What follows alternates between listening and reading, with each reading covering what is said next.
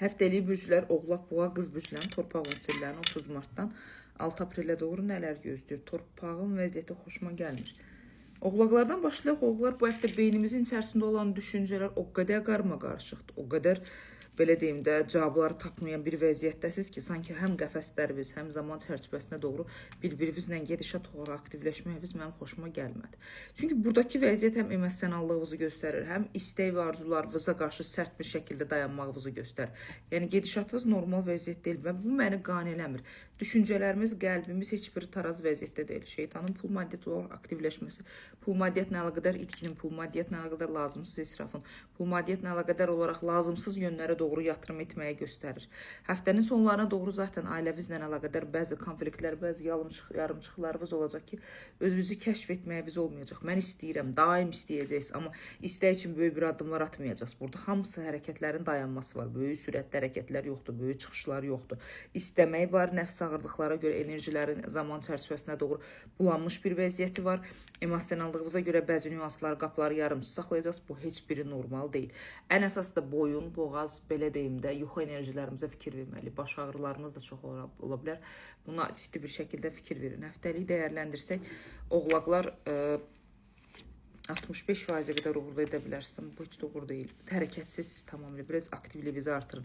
Boğalara baxanda isə boğalar bu həftə pul maddiyatla bağlı bütün sərhədləri aşmağa çalışacaqsınız. Yəni pul maddiyatla əlaqədar beynimin içərisində qeyri-stabillik varsa onları aktivləşdirəcəm. Beynimdə planlar qurmağa çalışacağam.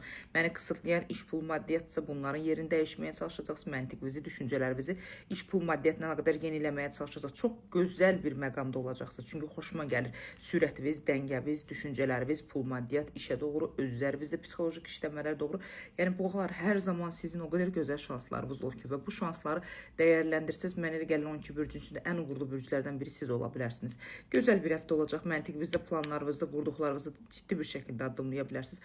Aprelin 8-nə qədər gözəl şansınız var. Bu şansdan istifadə etməlisiniz. Bir dənə pul maddiyatınızın dəngəsini bu həftə saxlaya bilsəz, o bir həftələrə doğru bəlkə də ciddi bir şəkildə iş pul maddiyat dəyişikliyi edə bilərsiniz. Ümumi dəyərləndirsək 78%-ə qədər həftənizi uğurlu edə bilərsiniz.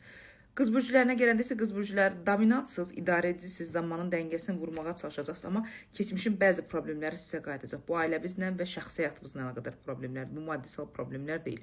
Ailəviz və şəxsi həyatınızla olan problemlər aktivləşmiş bir vəziyyətdə elə bil ki, sizi 1-0 geriyə doğru aparacaq.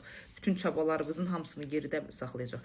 Ətrafınızda o qədər məsuliyyətsiz insanlar var, o qədər belə maskalanmış insanlar var. Bu həftə onları analiz edin. Bu həftə onların sizə niyə yaxınlaşdığını və sizdə nə istədiklərini öyrənməyə çalışın. Çünki parçalanmış gələn insanlar sizin də enerjilərinizi azaldacaq və sizi parçalanmış şəkildə saxlayacaq. Bu isə normal bir gedişat deyil qız bürcləri. Ağıllı insanlarsınız, ağlınıza görə də insanlar sizin ətrafınızda fırlanmağa davam edirlər. Pis həftə deyil, qəfəsinizdən çıxacaqsınız, mühitinizi dəyişməyə çalışacaqsınız, sosiallığınızı aktivləşdirəcəksiniz. Zob ola bilər, asma ola bilər, farangit ola bilər. Bilmirəm, nəfəs yollarımız, qida borumuzda bəzi narahatçılıqlar aktivləşə bilər, bunlara fikir verməlisiniz. Ümumi dəyərləndirsək 81%-ə qədər uğurlu olacaqsınız, amma maskalanmış insanları ətrafınızdan azaltmağa çalışın qız bürcləri.